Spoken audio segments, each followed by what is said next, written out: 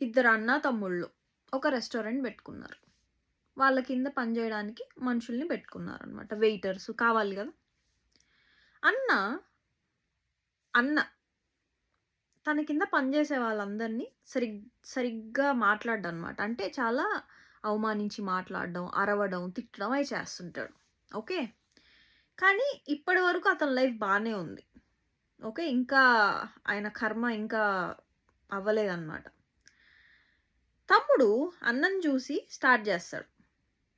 వాళ్ళని తిట్టడం, డిస్‌రెస్పెక్ట్‌ఫుల్‌గా మాట్లాడడం అన్నీ చేస్తాడు. కానీ అతనికన్నా కొంచెం డబ్బులున్నోళ్ళు రెస్టారెంట్‌కి రాంగానే సార్ అంటే చెంచాగిరి అనమాట. అయి చేస్తాడు. తన లైఫ్ తన్ని మాత్రం ఒక హైట్‌కి తీసుకెళ్తది, ఇట్ల కిందేస్తది. హైట్‌కి తీసుకెళ్తది, ఇట్ల కిందేస్తదనమాట. ఇతని హారోస్కోప్‌లో రెట్రో శని ఉన్నాడు. స్టోరీ నెక్స్ట్ కంటిన్యూ చేస్తా. తమ్ముడు ఆలోచిస్తాడు. మా అన్న కూడా ఇట్లనే చేస్తున్నాడు కదా! కానీ మా అన్న లైఫ్ బానే ఉందే.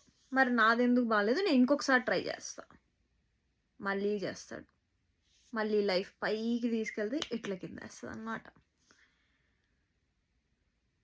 సో, దీన్ని బట్టి మనకేమర్థమైందంటే రెట్రో శని. ఈయన నుండి ఎవరు తప్పించుకోలేరు.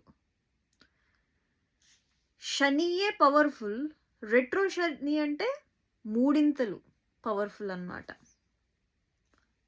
ఆయన హారోస్కోప్‌లో ఉన్నప్పుడు ఆయన ట్రేట్స్ ఏంది? Humbleness, respect. ఇవి గాని మిస్ అయితే ఆ మనిషికి తన వాల్యూ ఏంటో చూపిస్తాడన్నమాట. అది ద పవర్ ఆఫ్ రెట్రో శని.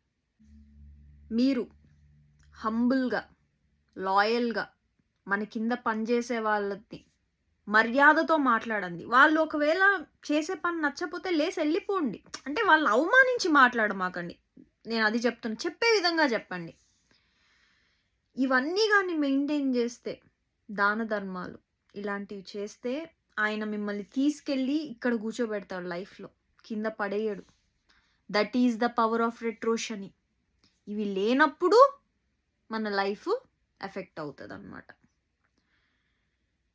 మామూలుగా కూడా మనం ఒక మనిషిని మనిషి లెక్కనే చూడాలి. మన కింద పనిచేసే వాళ్ళని ఎట్లంటే అట్లా చిన్న చూపుతో చూడకండి.